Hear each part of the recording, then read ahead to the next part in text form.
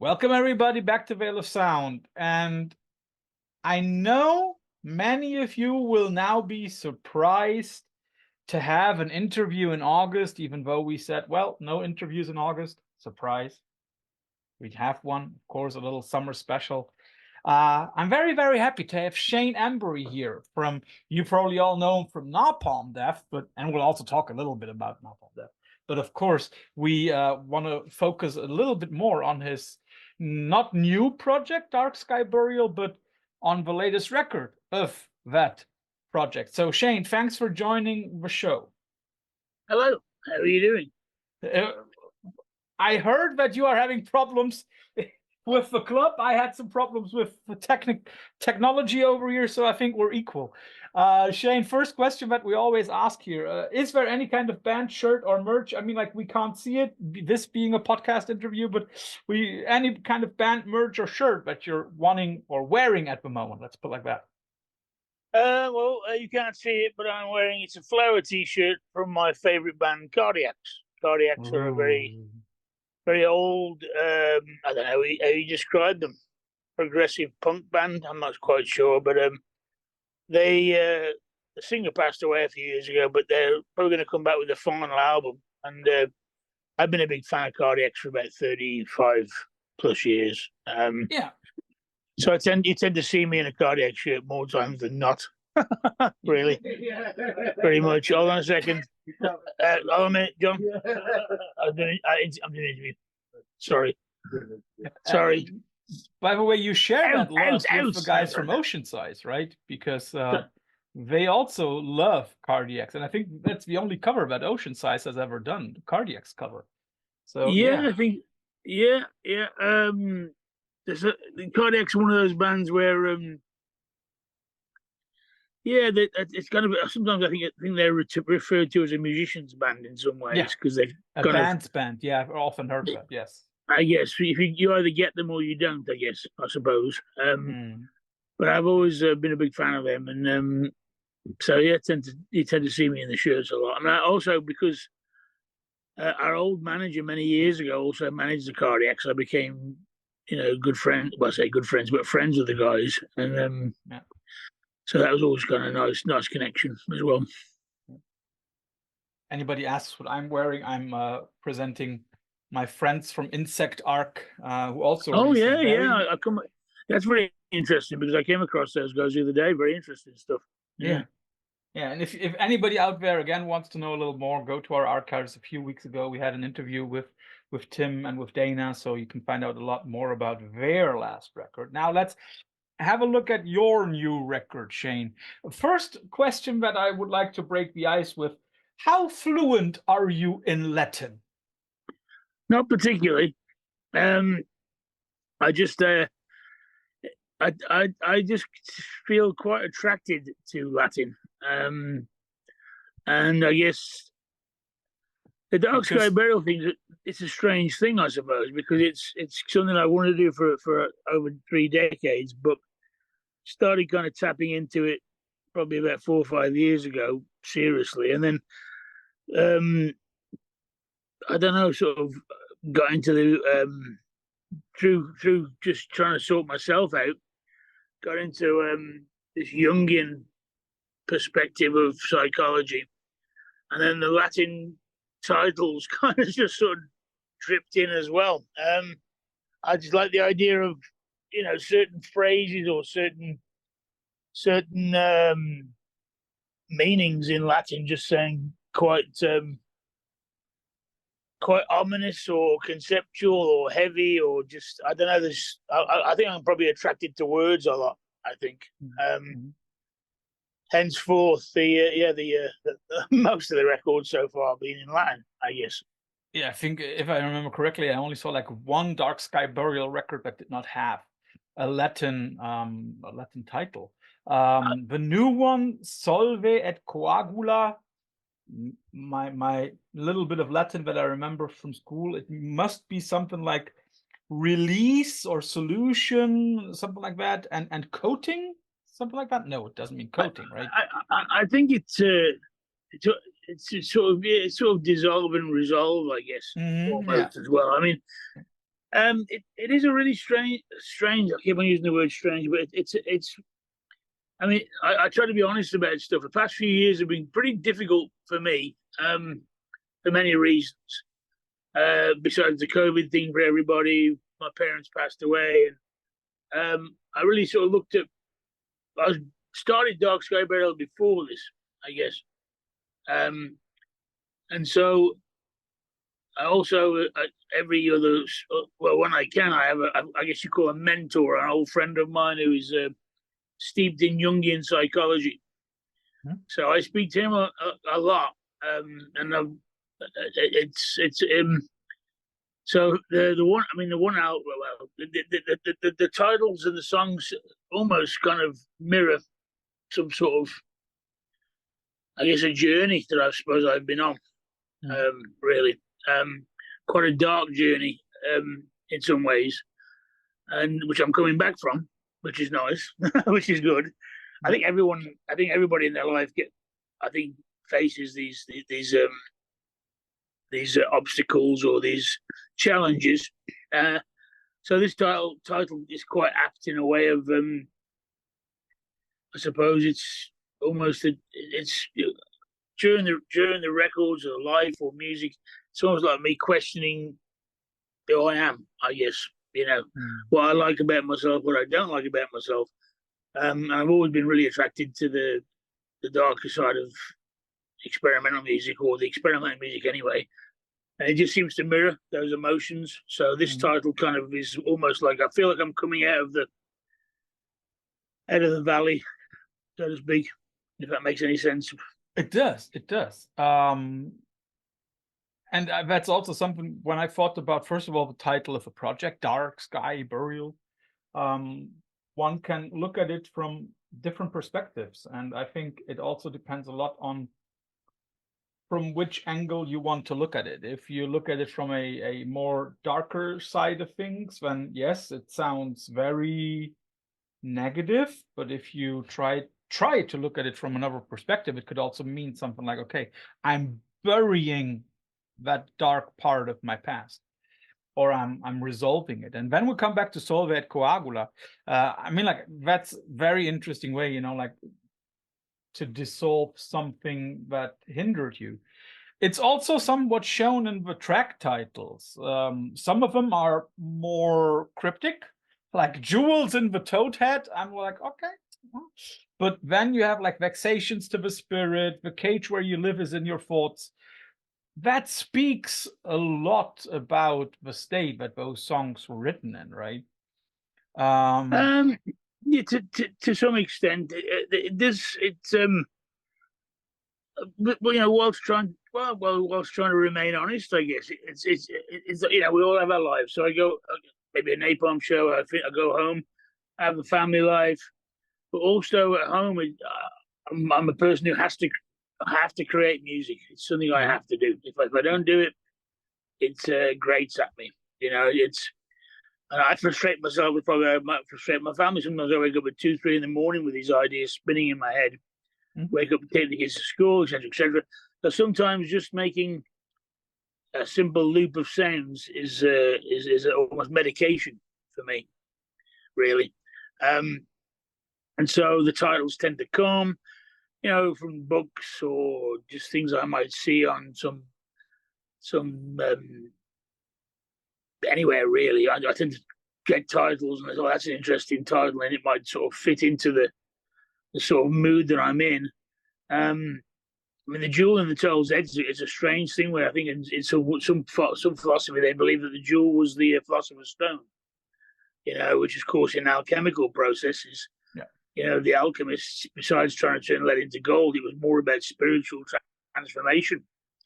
It was trying to burn down the stuff you didn't want, and then to rebuild, and it sounds kind of, I think, very crazy in some ways, but after 4 years of what I call Jungian individuation, it totally makes more and more sense to me, the process I've been going through.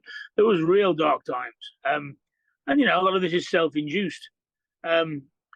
So it mirrored this smelting process of burning down the elements, and you're searching for that jewel, that stone, I guess, the real you, I guess, The core, is what is you, right? you're trying to. I mean, it's certainly, you're facing the ego, the super ego, and there's the part of you that will push you to do those things that really you shouldn't do, perhaps, for sure, and having that stronger voice. So yeah, it's all tied in with that, really. With that kind of day by day life process I've been going through. But the title, certainly with this one, I had a really another long title plan, and then I came across this one, and it seemed to make more sense to me as I felt myself resolving a lot of issues, I guess. Do you also feel as if like this project has now come full circle and you can say like, okay, I have dissolved most of the problems that I had. I'm still working on a few, but most of it is done. Is now Dark Sky Burial coming full circle? Well, interesting you say that, because at times I speak. One of my friend who is kind of my mentor, well, is really also a creative individual musically, and he said, "Well, have you thought about going towards happier sounds? Which of course I do like. Of course, the duality with me is, I guess I'm very attracted to abrasive noise, harsh sounds, and really bizarre, quirky arrangements. But of course, the flip side is I also love stuff like Goldfrapp or Cocteau Twins or whatever. So it's quite a bizarre thing. I could put on early Swans and be completely happy, and then the next thing, I was throwing a Cocteau Twins track. And so there is that. Where do you go? So, and I think about it. I mean, I have, during the sort of the darkness, shall we say, I mean, I have a friend of mine in America paint me 4 album covers, which I still haven't done those albums yet. They're pretty crazy out. They're almost depictions of like Skinny Puppy's Two Dark Park on even crazier. Yeah. And I'm thinking, well, what do I do here? So it's a constantly evolving thing in my head. There's a couple of albums that are recorded, which show slightly lighter sides of where I'm going. But yeah, I don't know. You say full. I don't know, full circle, but hopefully, you don't fall off and descend again, I suppose, for want of a better phrase. It's hard to know, because what I like about experimental music, or especially what I'm sort of doing, is you can record lots of ideas, you can revisit and rebuild and restructure, and so I think I also kind of like the idea of, I think on the one album, a couple of albums ago, I did some. The first 2 tracks were quite dark, and the third one was quite uplifting. So I think it's certainly going to be time where there will be some stuff that's probably not as desolate, but it's really hard to know. But when you talk about other records that you have already recorded, do you see those being released under the same moniker, or would you change it? Would you say like, okay, that stuff might not be suitable for Dark Sky Burial, or do you say like Dark Sky Burial can be anything? Well, sometimes I say it can be anything, and sometimes I don't know. That's I'm very confused. Very confusing. It's like, so in my head, I'm plotting. I suppose I'm plotting towards, well, moving forwards, I guess, wherever that is going. And so one album in particular, which is, it has its roots musically in Dark Sky, but then I started singing on it. It's become something a little bit different altogether. But lyrically, that is an album of real strong emotion. It really kind of chronicles a really bad place I was in for a long time. And so I think if that it can be Dark Sky, but I think the steps towards it. I like the idea of, as I say, plotting. I mean, with this record, There's a couple of things that would link into the next one, which also has vocals on. So to me, it's steady steps. I mean, I think you do it for yourself. I do it for myself primarily. I think, and I look at some of my favorite artists. I mean, if you look at the journey Swans made from their beginnings, it was always Michael Gyra's. I think you could always hear his torment or or feel his soul, but musically it was represented a little bit differently, and I think that's okay, really. So I think there's a lot of Dark Sky Burial to come, but I think when you're creating stuff, it's it's only to be expected that you second guess yourself all the time. I guess maybe I don't know. And one thing that also struck me when you talk about the necessity that you feel of making music, it's very interesting because you have been releasing records for what, 40 years now, nearly 35, 40 years, right? Mm-hmm. And you still feel that necessity. Is it now the way that could you imagine a life without making music? It's very difficult. Sometimes, I mean, only this morning actually, I sat there going, just trying to work out this one particular piece of this instrument. Well, I say an instrument, just a lute, a sampling machine. I don't know if you want to call it, but our guitarist has pretty much nailed it the way it works, and I'm just going, it's fucking frustrating me. That's it. Maybe I'm just done. And I'm like, no, that's not true. You just got to give it a bit more. I mean, everyone works in different ways, I suppose. But I can't really imagine myself not making music. I have sort of set my sights on, getting into my 60s and just sort of making bizarre music at home. I mean, touring is fun at times, but also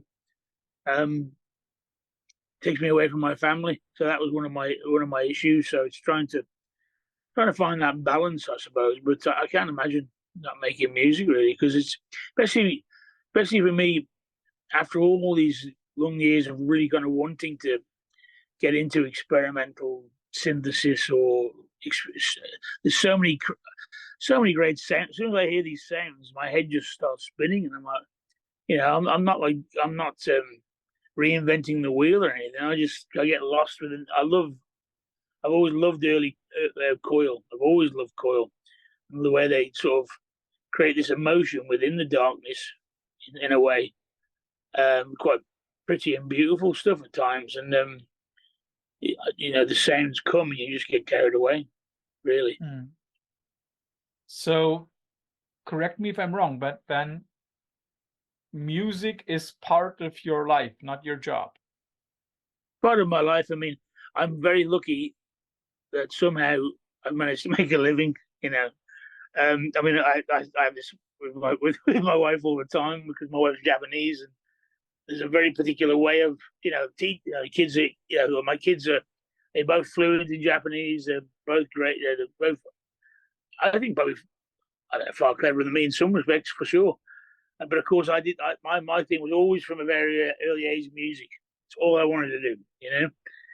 All I ever wanted to do from God knows 6 or 7 years old. It was just like I come from the rock background, I suppose, but it's really interesting now being into this kind of music. A lot of the stuff that my friends liked in the 80s, like Kraftwerk or Spandau Ballet or whatever.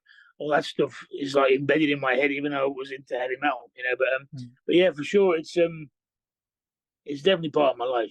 There's many. It's unfortunate to be able to do what I do to make a living, but you have to make good music. It might, to me, good music. I mean, some other people might not like it, but that's up to them. You can't. I would never be happy with just kind of like, let's try and put it out. You can't be that presumptuous, because when I do other projects, just because I'm in Napalm Death, that doesn't necessarily mean anything. in a way, because people like Napalm Death doesn't mean they're gonna like whatever else I do. You know, it's so I suppose I don't need. Well, that's the wrong terminology. I enjoy it. To me, especially with Dark Sky Burial, it's very therapeutic to me and very necessary. Um, I think some people might say, "Well, you got Napalm Death. Why do you need to do this?" But it fulfills me in different ways. Yeah, it caters different needs, doesn't it? Would you say that you also need something like Dark Sky Burial in order to I'm looking for the right word. In order to have an open mind or a clean slate for when you're writing new Napalm Death stuff? Um, it's I think when you do projects, a lot of the projects I did before Dark Sky were guitar based, but there was always, I think I was always quite good at going, well, this is for Napalm, this is not. The Dark Sky is far removed, as it's mainly electronic, at the moment anyway. And so yeah, it does help. I mean, especially now, because for a while I didn't really know what I was doing the past year, if I was going to. Not so much. I was prepared. I was into writing a new Napalm album, but I think there was times I didn't really want to tour anymore. Just I kind of made myself ill and whatever, and just went off the rails really. To be fair, so I've reined that back in, which is really good. And so now Dark Sky is even more necessary. It's almost been my companion on the journey, but it also helps me look at Napalm and go, okay, well, Napalm is this particular part of me. You know, many parts. We have many parts and many masks in some ways, I suppose. You know, but yeah, it's certainly sometimes you have to be really patient, which I'm not very good at. And now it seems more than it. I've been pushing for a Napalm album, and I sort of stayed back a while. But now we're going to move forward, and you have to go through these processes to get there, I guess. Now, normally a project like the one that you're doing, like Dark Sky Burial, is a very kind of solo affair. However, on the new Dark Sky Burial record on Solveig Coagula, you have a very constant contributor, a very constant companion, and that's Mirai Kawashima from Sigh, the Japanese band.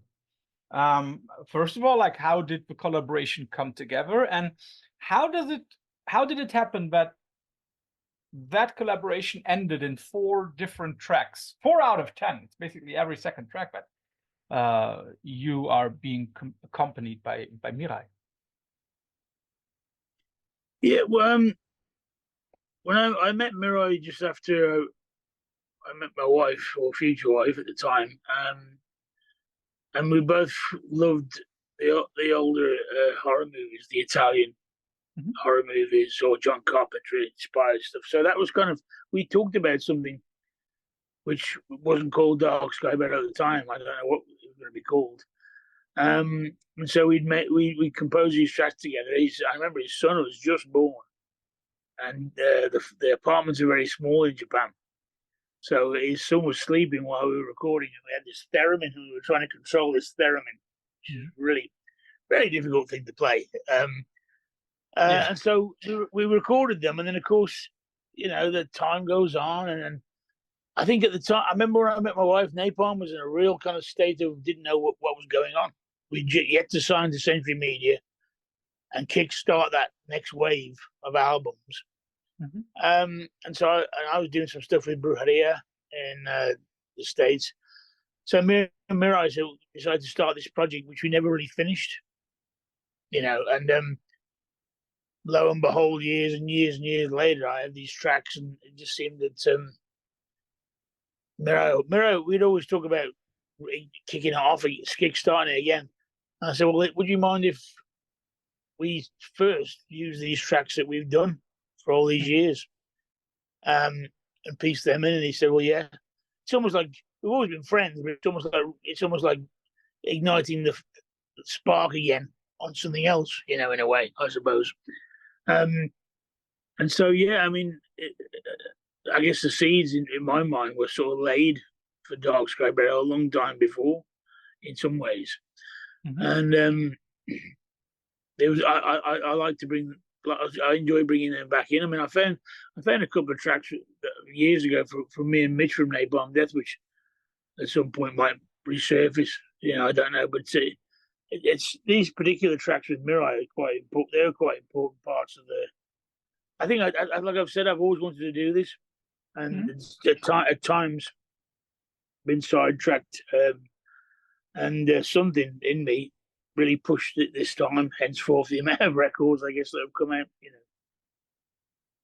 And yeah, it's like this is the fourth or fifth full length by Dark Sky Burial. It's actually the ninth. The ninth already. Yeah. Okay, then my research is a bad one. I'm sorry for that. No, it's all right. It's very very interesting, to see you coming full circle, or not full circle, but to see you like moving along with that. Because I also have the feeling that when I listened to several of the older tracks from Dark Sky Burial, some of the older records that I found, I had the feeling as if this one, I don't want to say was more open, but I think, for example, a track like The Jewel in the Toad's Head, the first track on the album, that is something where, for me, it was very clear, okay, that is a track that works in this project. It would never work anywhere else. Can you explain how some of these unusual sounds, because that, to me at least, Jewel in the Toad's Head is very unusual. How do you come up with that? How do these things come to your mind? Well, you have for me, some sound libraries where they have particular. I seem to be attracted to kind of toy sounds, the sounds of toys and things like that, and just really odd, quirky tones, of which you can then process it a little with various effects to make it not off. Well, yeah, off. I'm not being musically trained. It's hard to describe it, but it's sort of like I like sounds that are kind of off key, and then a loop which then I'll just keep on adding in subtle moments to build it. That kind of, they all seem to work together in their way. There's not much really in like manipulation. A little bit, but not much. It's sort of going through some sort of odd sound libraries that I have and picking kind of uncharacteristic things together, And I think sometimes that particular track was one little loop I had for a while of sound of I think it was like a distorted piano or something like that. I can't remember. And then just one day, these things added. I found some other sounds that just kind of had it. It just came about really quickly, which they do sometimes. But that one is one of my favorites because it does seem like it's more unique compared to the other tracks in a way. It's certainly a way I'd like to explore more. I think I do like being a Cardiacs fan or a Battles fan, I like quirky sounds and the way they work with each other, and strange loops. So yeah, that was a good. I think that was a different way to open the album as well. I think it was a bit, but it's kind of, it's not. Is it dark? I don't know if it is. It's not as dark as some of the other stuff. It's sort of uplifting, but strange. Yeah, that's what I meant. It's not dark at all. I don't think it's dark. It's just very, yeah, it's more uplifting. It is very danceable, even in a way, isn't it? A little bit, I think. And so that's an interesting area to explore. Yeah, and I just tend to dig into like sounds and make them into like strange loops, I guess. just kind of build. I mean, my process tends to be quite of a. I mean, I'm no genius. It's no it's I say I don't reinvent the wheel. I have a particular method of doing things, based almost on when I first tried to do it years ago when technology wasn't as advanced, and you really had to just have an 8-track and layer things. I still like to do stuff like that. I'm not like a king of automation or whatever. And I see some people really tear it up on the synthesizers, and I'm like, well, I can't do that, But I just kind of like to build sounds in weird ways. So then I guess that also describes your songwriting pretty well. You come up with different elements, you layer stuff upon it, but I figure you don't write a track, you write certain parts and elements and then piece it together, don't you? I think I will find a loop or a sound and I go, well, what frequency works with it? I suppose, or what sound of frequency, whichever way you want to describe it, which works with it, that creates the mood I guess I'm looking for. Usually I have my old keyboard and I usually put my fingers in exactly the same place, but depending on the sound and the way the reverbs or the LFOs or whatever else is going off, it'll trigger a certain way. It's usually kind of a minor, I think, usually. But then I'm off, and so I build a few things, and then I go, okay, well, how can I bring these in and out that creates a mood and a drama? Because I still want it to go somewhere and maybe drop away again. So there is somewhat a formula, but it works with so many different sounds. So I think I spent about 18 months collecting libraries of sounds, which I liked. Not all of them was very good. And it seems like I've only just started because now I'm trying to learn more about manipulating those sounds and then, where that can go. But I like to build stuff and go, okay, well, that's that. Then I strip it all away, start from scratch and go, right, that's 2 of this, 3 of that. You chip and chop, really, in a way, I suppose. But I suppose most people do, I guess. And something that also struck me about all of the Dark Sky Burial records, they all, I don't know why, but for some reason, when I look at the cover of them, they all remind me of like 90s electronic records, which all had this very, I don't want to say uniform because that's wrong, but this very symmetrical kind of cover. Not any incident, right? But they all look very, very similar. There's reasons. There's reasons behind that. Before I kind of knew any meaning of it, I seemed to wanted to do records in series of 4s. 4 was very important to me. My friend and mentor tells me it's to do with wholeness, the symbol. Not that I'm religious, but the symbol of the cross. He calls it's like an archetype of many things, and he said it's no coincidence I'm attracted to 4s. So I like to do albums in series of 4s.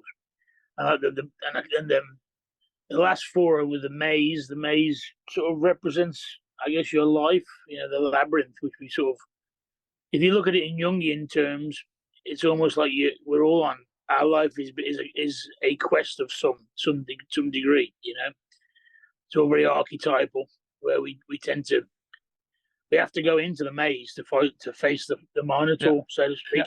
And that's metaphoric, of course. So,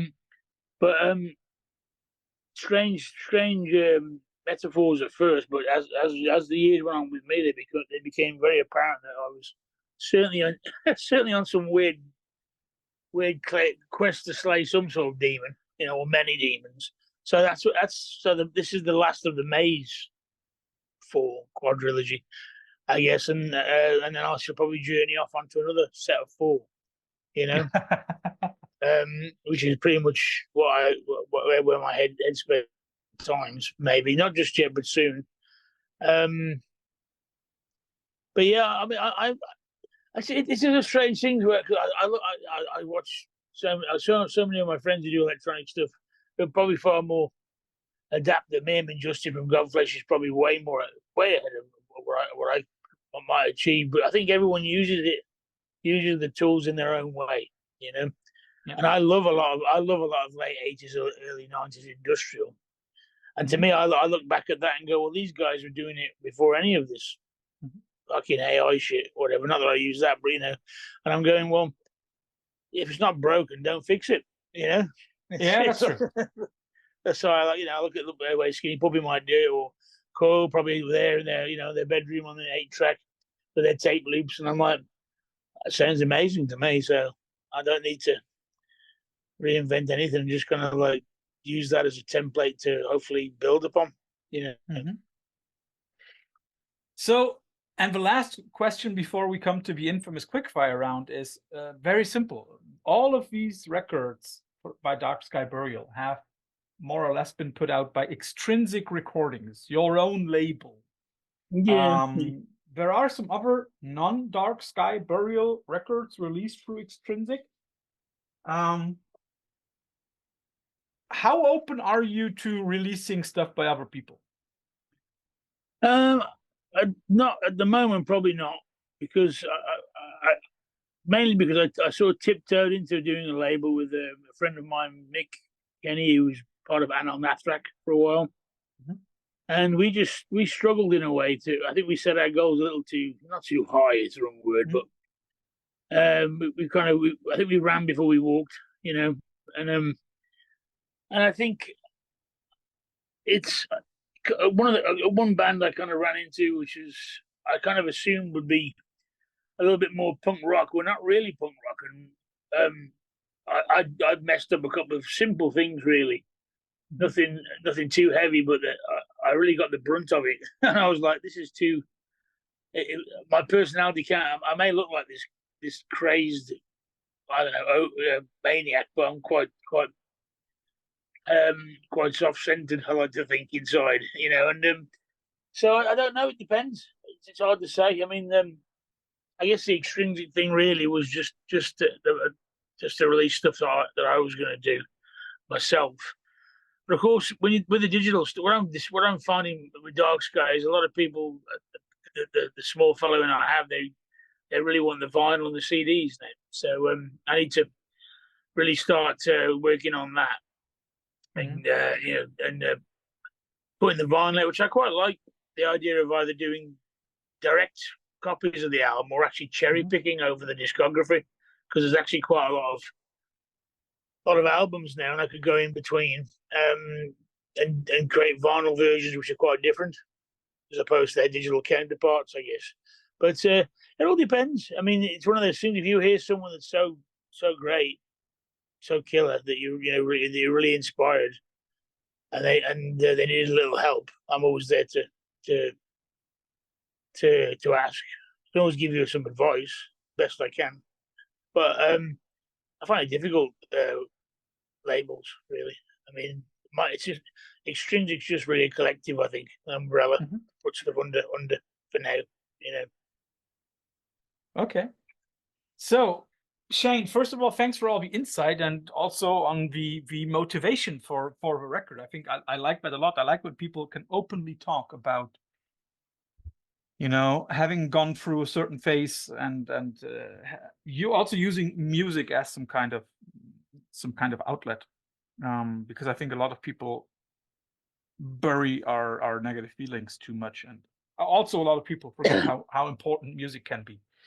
But of course, nobody leaves the Veil of Sound interview without going through the infamous quickfire round at the end. So you'll always get two different elements, like AC versus DC, black versus white, Coca-Cola versus Pepsi, and you have to choose one.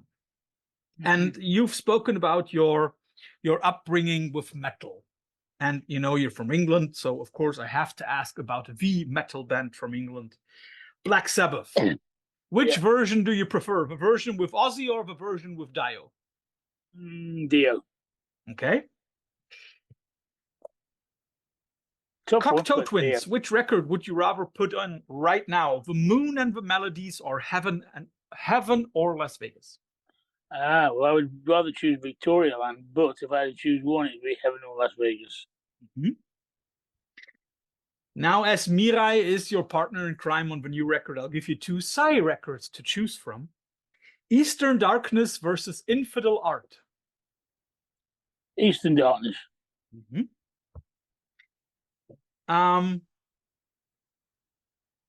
2 bands that John Stanier was in or is in. Battles versus Helmet. Repeat the question again, sorry. My ears going with No problem. The connecting thing between Battles and Helmet is John Stanier. Which of these 2 bands would you rather listen to right now? Battles or Helmet? Probably Battles. Mm-hmm. And now, as you live in a British-Japanese household, I'll give you two couples for food. Which Japanese food do you prefer, sushi or ramen? Probably sushi. Mm-hmm. And which English food do you think prefers your wife, fish and chips or bangers and mash? She really like. Well, out of those 2, she'd probably go for fish and chips. Mm-hmm. And you've spoken about your love for 2 bands, and I can only emphasize and suggest to everybody out there to listen to those 2 because they're really amazing. Let's start with Coil. 2 records by Coil. You choose between Scatology or Love's Secret Domain. Scatology. Mm-hmm. And the last one, coming back to the shirt that you're wearing, Cardiacs. Toy World or A Little Man and I always mess that up. A Little Man and a House and the Whole World Window. My goodness. It's a tricky one because Toy World is got some of their real classics, but I think A Little Man, a House, Whole World Window. Yes, even though Unlanded in the Sea is my favorite album. But there we go. Okay. So Shane, thanks for all your time. You know, I know live on tour is hard to always adjust and also to put to find time for doing something like this. Enjoy the show tonight, Flensburg, right? And then next in August you'll be touring again somewhere across Europe. So there's a few festivals in August, a few club shows in September. Well, I say it's quiet, but there's usually some recording of some description going on.